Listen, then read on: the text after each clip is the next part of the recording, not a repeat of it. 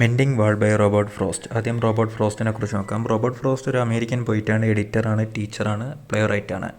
Robert ഫ്രോസ്റ്റിൻ്റെ writing സ്റ്റൈലിനെ കുറിച്ച് നോക്കുകയാണെങ്കിൽ ബ്ലെൻഡ് ഓഫ് സിംപ്ലിസിറ്റി, അതായത് സിമ്പിൾ ലാംഗ്വേജ് ആണ് അദ്ദേഹം ഉപയോഗിക്കുന്നത്. കോംപ്ലക്സ് സെൻറ്റൻസ് സ്ട്രക്ചർ ഒന്നും ഉപയോഗിക്കാറില്ല. റിയാലിറ്റി അതുപോലെ തന്നെ ആവിഷ്കരിക്കുന്നു. കൂടുതൽ ഭാവനകളൊന്നും നൽകി മോടി പിടിപ്പിക്കാൻ നോക്കത്തില്ല. പിന്നെ a strong connection to nature, എല്ലായ്പ്പോഴും പ്രകൃതിയുമായി ബന്ധപ്പെട്ടുള്ള കാര്യങ്ങളായിരിക്കും അദ്ദേഹം എഴുതാറ്. പിന്നെ ന്യൂ ഇംഗ്ലണ്ടിലെ റൂറൽ ലൈഫിനെ അദ്ദേഹം ചിത്രീകരിക്കുന്നുണ്ട്. അതുപോലെ തന്നെ ഒരു കോൺവെർസേഷണൽ കൊളോക്കിയൽ ലാംഗ്വേജാണ് അദ്ദേഹം ഉപയോഗിക്കാറ്. സാധാരണക്കാർക്കൊക്കെ പെട്ടെന്ന് വായിച്ച് മനസ്സിലാക്കാവുന്നതേ ഉള്ളൂ. പിന്നെ അദ്ദേഹം ഒരു ട്രഡീഷണൽ പോയിറ്റായിട്ട് അദ്ദേഹത്തിന് കരുതുന്നു. The road not taken, stopping by woods on a snowy evening, mending wall, birches, fire and ice, nothing gold can stay, ഇതൊക്കെയാണ് അദ്ദേഹത്തിൻ്റെ ഇമ്പോർട്ടൻറ്റ് വർക്ക്സ്. പിന്നെ 4 വട്ടം പുലിറ്റ്സർ പ്രൈസ് ലഭിച്ചിട്ടുണ്ട്. ദ കോൺഗ്രഷണൽ ഗോൾഡ് മെഡൽ ലഭിച്ചിട്ടുണ്ട്. 1958 തൊട്ട് 1959 വരെ യുണൈറ്റഡ് സ്റ്റേറ്റ്സിലെ പോയിറ്റ് ലൗറേറ്റ് ആയിരുന്നു അദ്ദേഹം. ഇനി അടുത്ത് കവിതയിലോട്ട് പോകാം. അപ്പോൾ ഈ മെൻഡിങ് വാൾ എന്ന ഈ ഒരു പോയം 1914 പബ്ലിഷ് ചെയ്ത റോബർട്ട് ഫ്രോസ്റ്റിൻ്റെ നോർത്ത് ഓഫ് ബോസ്റ്റൺ എന്ന കളക്ഷനിൽ നിന്ന് എടുത്തിട്ടുള്ളതാണ്. ഇതിലെ മെയിൻ തീംസായിട്ട് വരുന്നത് ഹ്യൂമൻ ബൗണ്ടറീസ്, ഓർഡർ വേഴ്സസ് ചാവേഴ്സ്, മാൻ വേഴ്സസ് നാച്ചർ, പിന്നെ ട്രഡീഷണാലിറ്റി വേഴ്സസ് മോഡേണിറ്റി, അതുപോലെ തന്നെ tradition, isolation, nature of boundaries, ഇങ്ങനെ പല തീംസും വരുന്നുണ്ട്. പിന്നെ ഇതിൻ്റെ നറേറ്റീവ് സ്റ്റൈൽ നോക്കുകയാണെങ്കിൽ ഡ്രാമാറ്റിക് മോണോലോഗിൻ്റെയും ലിറിക് പൊയിട്രിയുടെ ഒരു ബ്ലെൻഡാണെന്ന് പറയാം. അതുപോലെ തന്നെ ഫസ്റ്റ് പേഴ്സൺ നറേറ്റീവിലാണിത് പറഞ്ഞിട്ടുള്ളത്. ഒരു സ്പീക്കർ തൻ്റെ നെയ്ബറുമായിട്ടുള്ള ഒരു കോൺവെർസേഷൻ പറയുന്ന രീതിയിലുള്ള പോയമാണ്. പ്രത്യേകിച്ച് റൈം സ്കീമൊന്നുമില്ല, ബ്ലാങ്ക് വേഴ്സിലാണ് എഴുതിയിട്ടുള്ളത്. ഇതിൻ്റെ മീറ്റർ നോക്കുകയാണെങ്കിൽ അയാംബിക് പെൻറ്റാമീറ്ററാണ്. ഇനി നമുക്കിതിൻ്റെ ലൈൻ ബൈ ലൈൻ അനാലൈസിസിലോട്ട് പോകാം. Something there is that doesn't love a world, that sends the frozen groundswell under it and spills the upper boulders in the sun and makes gaps even two can pass abreast. അപ്പോൾ മതിലുകൾ ഇഷ്ടമില്ലാത്ത എന്തോ ചിലതുണ്ട്. അതാണ് ഈ മതിലിൻ്റെ അടിയിലുള്ള ഈ ഒരു frozen ഗ്രൗണ്ടിനെ ഇളക്കി മറിയിച്ച് ആ ഒരു മതിലിനെ തകർത്ത് അതിൻ്റെ മുകളിലുള്ള ഒരു കല്ലുകളെ സൂര്യപ്രകാശത്ത് തള്ളി വീഴ്ത്തുന്നത്, 2 പേർക്ക് കടന്നു പോകാൻ തരത്തിലുള്ള ഗ്യാപ്പും ഉണ്ടാക്കുന്നത്. ആ മതിലുകൾ പണിയുന്ന ഇഷ്ടമില്ലാത്ത എന്തോ ഒരു അൺസീൻ ഫോഴ്സാണ്. അപ്പം ഇവിടെ കവി ആ ഒരു നാച്ചറിൻ്റെ ഡിസ്ട്രക്റ്റീവ് പവറിനെയാണ് സൂചിപ്പിച്ചിരിക്കുന്നത്. അതായത് ഈ നല്ല തണുപ്പുള്ള സ്ഥലങ്ങളിൽ ഈ സോയിലിലുള്ള വാട്ടർ മോളിക്യൂൾസ് ഫ്രീസ് ആകുമ്പോൾ എക്സ്പാൻഡ് ചെയ്യുന്നു. വാട്ടറിൻ്റെ അനോമലസ് സസ്പെൻഷൻ അങ്ങനെ എക്സ്പാൻഡ് ചെയ്യുമ്പോൾ ഇത് ഒരു സോയിൽ പാർട്ടിക്കിൾസിനെ ലൂസാക്കുന്നു. അത് അതിൻ്റെ ആ ഒരു കൊഹഷനെയും സ്ട്രെങ്തിനെയും ഡിസ്ട്രോയ് ചെയ്യുന്നു. അതിൻ്റെ കൊഹഷനെയും സ്ട്രെങ്തിനെയും കുറയ്ക്കുന്നു. അങ്ങനെ ഈ മണ്ണ് ഇളകുമ്പോൾ ഈ ഒരു മതിലിൻ്റെ അടിഭാഗത്തുള്ള കല്ലുകൾ കൊണ്ട് താഴും. അങ്ങനെ ആ ഒരു പ്രഷറിൽ മുകളിൽ നിന്ന് കല്ലുകൾ ഇളകി വീഴും. അതാണ് ഇതിൻ്റെ ആ ഒരു സയൻസ്. അപ്പം പോയിട്ട് ഇവിടെ പറയുന്നത് നേച്ചറിന് തന്നെ മതിലുകൾ പണിയുന്നത് ഇഷ്ടമില്ല. അതിനെ ഒരു അൺസീൻ ഫോഴ്സ് ആയിട്ടാണ് ഇവിടെ കവി ഡിനോട്ട് ചെയ്തിരിക്കുന്നത്. അപ്പം ഈ ഒരു ഹ്യൂമൻ മെയ്ഡ് കൺസ്ട്രക്ഷനെ ഡിസ്ട്രോയ് ചെയ്യാനുള്ള ഒരു നാച്ചറിൻ്റെ പൊട്ടൻഷ്യൽ പറഞ്ഞുകൊണ്ടാണ് ഈ ഒരു കവിത തുടങ്ങുന്നത്. The work of hunters is another thing. I have come after them and made repair where they have left not one stone on a stone, but they would have the rabbit out of hiding to please the helping dogs. അപ്പം മറ്റൊരു പണിയെന്ന് വെച്ചാൽ വേട്ടക്കാരുടെയാണ്. അവരുടെ വേട്ട പട്ടികളെയും കൊണ്ടുവന്ന് മുയലിനെ പിടിക്കാൻ വേണ്ടി ഈ മതിലുകൾ തകർത്തവർ മുയലിനെ പിടിച്ചിട്ടങ്ങ് പോകും, അവരുടെ ഹെൽപ്പിംഗ് ഡോഗ്സിനെ പ്ലീസ് ചെയ്യുന്നതിന് വേണ്ടി, അതായത് കുരയ്ക്കുന്ന പട്ടിയെ സന്തോഷിപ്പിക്കാൻ. അപ്പോൾ അവർ മുയലിനെ പിടിച്ചിട്ട് പോകും, പക്ഷേ തിരിച്ച് ഇളക്കേണ്ട കല്ലുകളൊന്നും എടുത്തു വയ്ക്കത്തില്ല. അത് ഞാനാണ് അവർ പോയതിനു ശേഷം വന്ന് റിപ്പയർ ചെയ്യുന്നത്. The gaps I mean, no one has seen them made or heard them made, but at spring mending time we find them there. പക്ഷേ ഈ ഗ്യാപ്പുകൾ ഈ ഹണ്ടേഴ്സ് ഉണ്ടാക്കിയില്ല, ആരും കണ്ടതുമില്ല. ആരാണോ ഈ ഗ്യാപ്പ് ഉണ്ടാക്കുന്നത് ആരും കേട്ടതുമില്ല. ഈ ഗ്യാപ്പ് എങ്ങനെയാണ് ഉണ്ടാകുന്നത്, അല്ലെങ്കിൽ ആരാണോ ഈ ഒരു ഗ്യാപ്പ് ഉണ്ടാക്കുന്നതെന്ന് അറിഞ്ഞിടാം. പക്ഷേ സ്പ്രിങ് സീസണിൽ ഒരു മെൻഡിങ് ടൈം ആകുമ്പോൾ ഇവിടെ ഈ ഈ മതിലിൽ ഈ ഒരു ഗ്യാപ്പ് വരികയും ഞാൻ വന്ന് റിപ്പയർ ചെയ്യുകയും ചെയ്യും. മെൻഡിങ് ടൈം എന്ന് പറയുമ്പോൾ ആ ഒരു നവീകരിക്കുന്ന ആ ഒരു സമയം.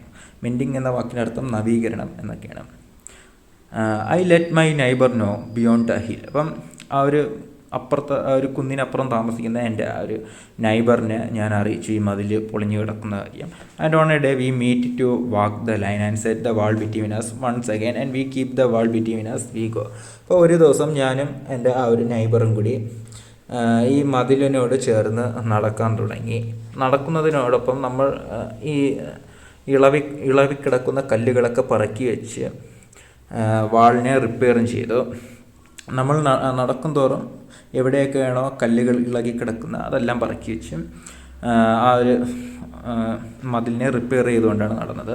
To each the boulders that have fallen to each and some are loaves and some so nearly birds. അപ്പോൾ നമ്മുടെ ഓരോ സൈഡിലും വീണ് കിടക്കുന്ന കല്ലുകൾ നോക്കുകയാണെങ്കിൽ ചിലത് ലോബ്സ്, അതായത് നീളമുള്ളത്, ചിലത് ബാൾസ്, ഉരുണ്ടതുമാണ്. നീളമുള്ളതും ഉരുണ്ടതുമായ കല്ലുകളാണ്. We have to use a spell to make them balance. Stay where you are until our backs are turned. അപ്പം ഈ കല്ലുകൾ, ഇളകിക്കിടക്കുന്ന കല്ലുകൾ എടുത്തു വെച്ചതിന് ശേഷം അത് അവിടെ ബാലൻസ് ചെയ്ത് നിൽക്കുന്നതിന് വേണ്ടി നമുക്കൊരു മന്ത്രം പറയേണ്ടി വന്നു. Stay where you are until our backs are turned. അപ്പം നമ്മൾ വയ്ക്കുന്നിടത്ത് ഇരുന്നോളണം, നമ്മൾ തിരിച്ചു വരുന്നത് വരെ. അതായിരുന്നു ഒരു മന്ത്രം.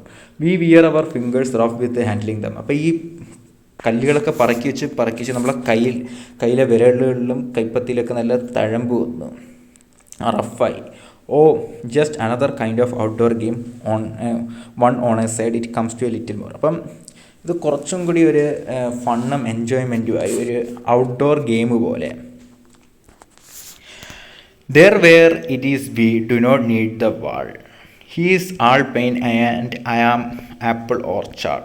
My apple trees will never get across and eat the cones under his pines, I tell him. അപ്പം പോയിറ്റിനാണെങ്കിൽ ആ ഒരു മതിലിൻ്റെ ആവശ്യമില്ല. കാരണം പോയിറ്റിൻ്റെതെന്ന് പറയുമ്പോൾ ആപ്പിൾ ഓർച്ചാർഡും നൈബറിൻ്റെതാണെങ്കിൽ പൈൻ മരങ്ങളുമാണ്. ഒരിക്കലും പോയിറ്റിൻ്റെ ആപ്പിൾ ട്രീസ് അപ്പുറത്ത് ഇയാളുടെ പറമ്പിൽ ചെന്ന് പൈൻ മരത്തിൻ്റെ കോൺസ് തിന്നത്തില്ല. അതുകൊണ്ട് മതിലിൻ്റെ ആവശ്യമില്ല എന്ന് പോയിട്ട് ഒരു നൈബറിൻ്റെ അടുത്ത് പറഞ്ഞു. He only says good fences make good neighbours.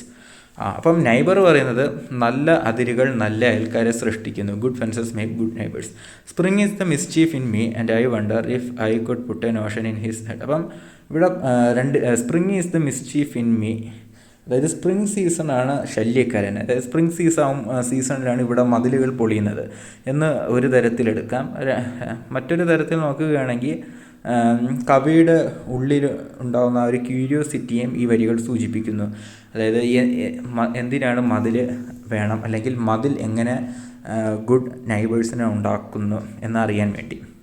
If I could put a notion in his head why do they make good neighbours. അപ്പം കവി ആലോചിക്കുകയാണ്, നൈബറിനെ കൊണ്ട് ചിന്തിപ്പിച്ചാലോ എങ്ങനെ മതിലുകൾ നല്ല നൈബേഴ്സിനെ ഉണ്ടാക്കുമെന്ന് ഇവിടെ പോയിറ്റ് ചിന്തിക്കുകയാണ്. Isn't it where there are cows but here there are no cows. അപ്പം മതിലുകൾ കെട്ടി തടയാൻ പശുക്കളൊന്നുമില്ല, പശുക്കളോ മറ്റ് കന്നുകാലികളൊന്നുമില്ല ഇത് ചാടിപ്പോകാതെ വേലി കെട്ടി വയ്ക്കുന്നതിന് വേണ്ടി.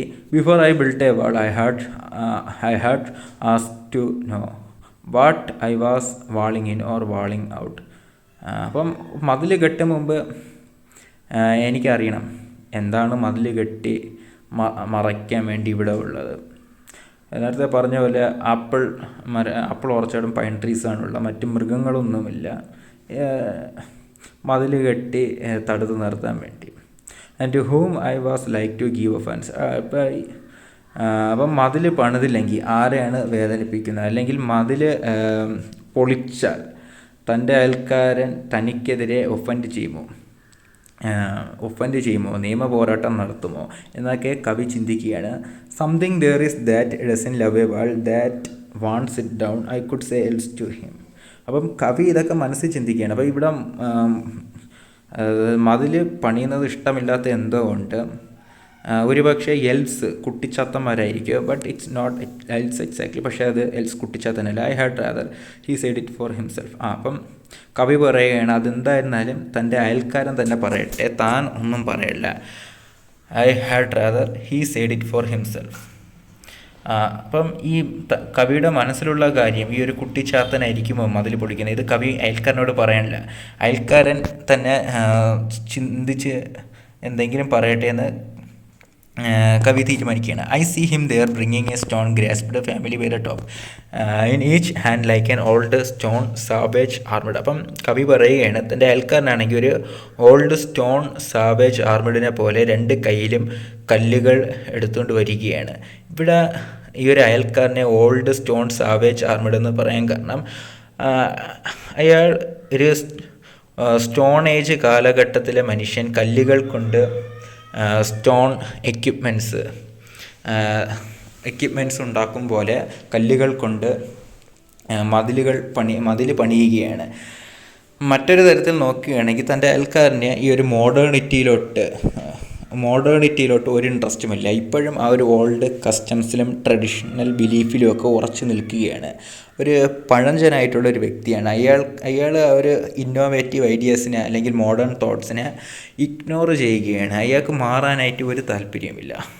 അതുകൊണ്ടാണ് അയാളുടെ ഒരു സ്റ്റോൺ ഏജ് കാലഘട്ടത്തിലെ മനുഷ്യനാണെന്ന് കവി ഇവിടെ പറഞ്ഞിരിക്കുന്നത്. He moves in darkness as it seems to me not of woods only and the shade of trees. അപ്പം ഇവിടെ പറയുകയാണ് അയൽക്കാരൻ ഇരുട്ടിലോട്ട് കടക്കുകയാണ്, അത് മരങ്ങളുടെ ഇരുട്ടല്ല എന്ന്. അതായത് ഇവിടെ ഫിസിക്കൽ ഡാർക്ക്നെസ് അല്ല ഉദ്ദേശിച്ചിരിക്കുന്നത്, ഇയാളുടെ ആ ഒരു മെൻ്റൽ ഡാർക്ക്നെസ്സിനെ, ഇയാളുടെ ഒരു ഓൾഡ് പെർസെപ്ഷന് അല്ലെങ്കിൽ പെർസ്പെക്റ്റീവിനെയാണ് ഉദ്ദേശിച്ചിരിക്കുന്നത്. His lack of desire to change or accept modernity. അയാളുടെ ഒരു മനസ്ഥിതി, ഒരു പഴഞ്ചൻ മനസ്ഥിതിയാണ് ഇവിടെ ഡാർക്ക്നെസ് എന്നുകൊണ്ട് ഉദ്ദേശിച്ചിരിക്കുന്നത്. ഒട്ടും തന്നെ അഡ്വാൻസ്ഡ് അണ്ടർസ്റ്റാൻഡിങ് ഇല്ലാത്തൊരു വ്യക്തിയാണ് ഈ ഒരു neighbour. He will not go behind his father's saying, and he likes having thought of it so well. He says again, good fences make good neighbors. അപ്പം കവി പറയുകയാണ് ഇയാൾ ഒരിക്കലും നന്നാവാൻ പോകുന്നില്ല. ഇയാളുടെ ആ ഒരു ചിന്താഗതിയിൽ തന്നെ ഉറച്ചു നിൽക്കും. തൻ്റെ അച്ഛൻ പറയുന്ന കാര്യങ്ങൾ അതേപടി അനുസരിക്കുന്ന ഒരു വ്യക്തിയാണ്, അല്ലാതെ സ്വന്തമായിട്ട് ചിന്തിക്കാൻ പോകുന്നില്ല. അയൽക്കാരൻ ഇപ്പോഴും പറയുന്നത് good fences make good neighbours എന്ന് പറഞ്ഞ് മതിൽ തകർത്ത് പണിയുകയാണ്, നന്നാവാൻ ഒരു ഉദ്ദേശവുമില്ല. അപ്പം വളരെ സിമ്പിൾ പോയമാണ്. ഇത് മനസ്സിലായെങ്കിൽ എൻ്റെ ചാനൽ ലൈക്ക് ചെയ്യുക, സബ്സ്ക്രൈബ് ചെയ്യുക, ഷെയർ ചെയ്യുക. Thanks for watching.